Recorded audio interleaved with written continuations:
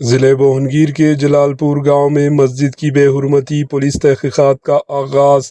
ریاست تلنگانہ کے بہنگیر ڈسٹرکٹ میں مسجد کی بے حرمتی کا واقعہ پیش آیا۔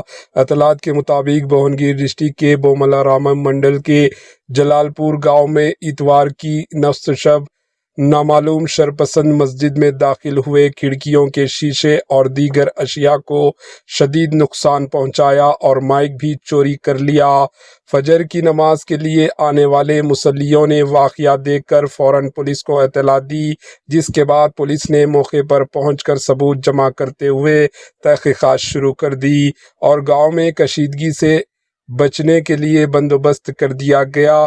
پولیس نے یقین دلایا ہے کہ ملزمان کی شناخت کر کے سخت کارروائی کی جائے گی۔ Bureau report, H N news.